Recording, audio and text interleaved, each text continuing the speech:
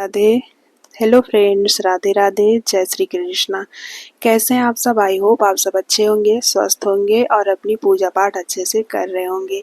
तो आज इस वीडियो में आप सबको बताने वाली हूँ कि पुत्रदा एकादशी का व्रत कैसे रखा जाएगा, पारण का समय क्या है और एकादशी के व्रत के दिन हमें क्या करना चाहिए, क्या नहीं करना चाहिए। तो पुत्रदा एकादशी के बारे में आप सभी को सारी जानकारी मिलने वाली है। और पुत्रदा एकादशी साल भर में 2 बार आती है, एक बार श्रावण के महीने में आती है और दूसरी बार पौष के महीने में आती है। तो श्रावण का महीना चल रहा है, सावन में अब दूसरा जो एकादशी है वो आने वाली है, श्रावण का महीना समाप्त होने वाला है। ऐसे में जो एकादशी आएगी उसका नाम होगा पुत्रदा एकादशी। तो एकादशी का व्रत जो होता है वह त्रिदिवसीय व्रत की श्रेणी में आता है, यानी 3 दिन हमें कुछ नियम होते हैं, उन नियमों का पालन करना होता है। अब ऐसा नहीं है कि हम 3 दिन का व्रत रखेंगे तो आपको 3 दिन का व्रत नहीं रखना है, आपको 3 दिन कुछ नियमों का पालन करना होता है। जैसे एकादशी के एक दिन पहले आती है दशमी तिथि, तो दशमी तिथि को हम शाम को चावल नहीं खाते हैं और हो सके तो दशमी तिथि से ही आप चावल मत खाइए, लहसुन प्याज का सेवन मत करिए। दशमी तिथि को ही आपको बाल धुल लेना होता है, क्योंकि 11 के दिन हमें बाल नहीं धुलना चाहिए। तो इस दिन हमें ब्रह्मचर्य का पालन करना चाहिए। लहसुन, मांस, मदिरा इन सब का दशमी तिथि को पालन नहीं करना चाहिए। हो सके तो आप शाम को चावल मत खाइए, अगर हो सके तो आप पूरा दिन दशमी को चावल ना खाइए। अगर नहीं बच पाता है तो शाम को अवॉइड कर दीजिए चावल को। और ऐसे में आपको अब दूसरे दिन आती है एकादशी। एकादशी के दिन हम ब्रह्म मुहूर्त में उठते हैं और दैनिक कार्यों से निवृत्त होकर स्नान ध्यान करते हैं। और स्नान में जो है हम खाली जल से स्नान नहीं करते हैं। इस दिन हम जो है पानी में कच्चा तिल, काला तिल या कच्चा दूध या फिर आंवले का रस या गंगा जल मिलाकर स्नान करते हैं। आप कुछ भी इनमें से एक चीज़ डालकर स्नान कर सकते हैं, खाली जल से स्नान मत करिए।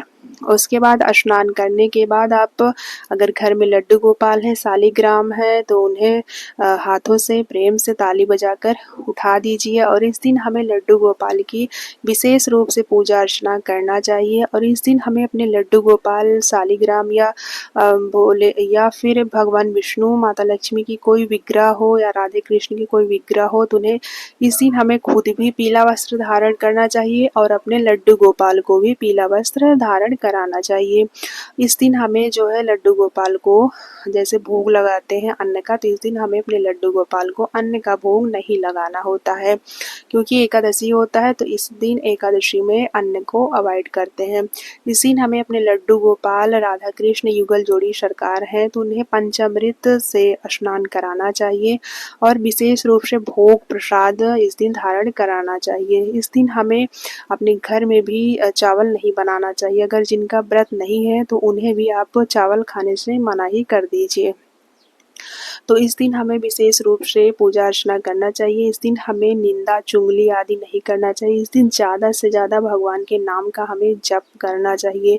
आप काम कर रहे हैं तो फिर भी आप वीडियो या फिर मोबाइल में लगाकर भगवान के भजन कीर्तन सुनते रहिए। और अगर खाली हैं तो भगवान का नाम जप ज़्यादा से ज़्यादा करना चाहिए।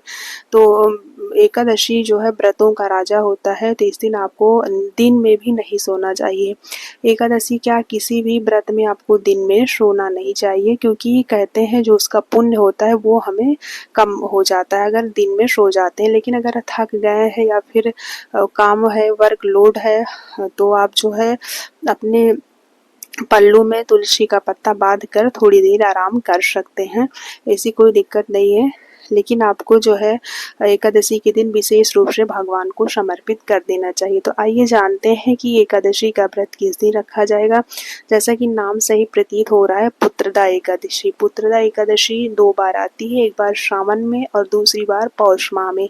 सावन मास की जो पवित्र पुत्रदा है वो निसंतान महिलाएं जो है वो विशेष रूप से पूजा अर्चना करके भगवान से पुत्र की कामना कर सकती हैं।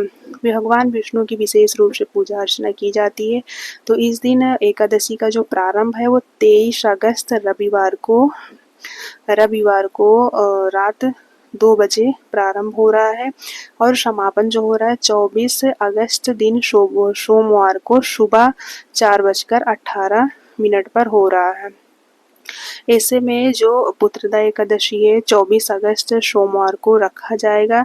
सावन का जो आखिरी सोमवार, इस दिन सावन का आखिरी सोमवार भी है, तो इस दिन जो है दोनों व्रत एक साथ ही रखा जाएगा। इस दिन भगवान की भक्ति में ज़्यादा से ज़्यादा आपको लगाना चाहिए। और आइए जानते हैं कि पारण का शुभ मुहूर्त क्या है। पारण 25 अगस्त मंगलवार सुबह 6 बजे से लेकर 6:20 तक करना है। पारण जो है शुभ मुहूर्त के अंदर ही करना चाहिए, वरना हमें व्रत का फल नहीं मिलता है। तो पारण का जो मुहूर्त है वो बहुत कम समय है और महिलाएं जो है कामकाज सुबह काम ज़्यादा होता है, जैसे आप सभी को पता है 6 बजे से लेकर 6:20 तक ही आप सभी को पारण का मुहूर्त मिल रहा है। तो लेकिन आप सब जो है थोड़ा इस दिन जल्दी उठ जाइए। एक दिन की बात है तो आप लोग इस दिन जल्दी उठकर मंगलवार को थोड़ा 4 और बजे उठ जाइए और अपना काम काज करके टाइम के अंदर ही व्रत का पारण कर लीजिए, वरना आपका व्रत जो है फलीभूत नहीं होगा। तो व्रत का जो पारण है कैसे करना चाहिए। व्रत का पारण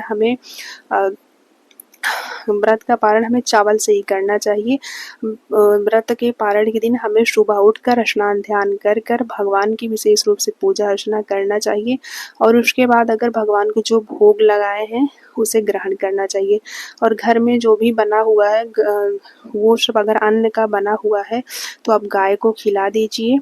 और इस दिन नहा धोकर कुछ पैसा दान में निकाल कर पैसा दान के लिए निकाल दीजिए, गाय को रोटी खिला दीजिए। उसके बाद आप जो है जो लड्डू गोपाल हैं उनको स्नान कराए हैं, उनसे जो उनका जो पानी होता है वो अमृत बन जाता है। तो उसी जल को ग्रहण कर, तुलसी पत्ता ग्रहण कर, उसके बाद चावल के सूखा चावल हो, अगर चावल घर में बना है तो उससे ही आप खाकर पहला अन्न खाकर पारण करें। उसके बाद घर में जो भी बना हो, इस दिन द्वादशी होता है, द्वादशी के दिन एक ही टाइम भोजन किया जाता है और जो है लहसुन प्याज वर्जित होता है। तो मिलते हैं नेक्स्ट वीडियो में। राधे राधे।